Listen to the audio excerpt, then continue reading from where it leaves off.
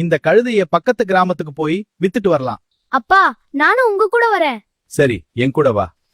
அட இங்க பாரு, 2 பேரும் நடந்து போறாங்க. யாராவது இந்த கழுதை மேல ஏறி போகலாமே? மகனே, நீ கழுதை மேல ஏறிக்கோ.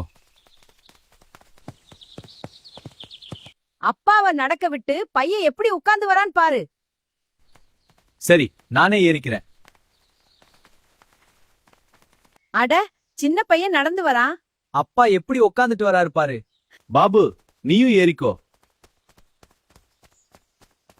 பாவம், இந்த கழுதை இவ்வளோ வெயிட்டா எப்படி தாங்கும்?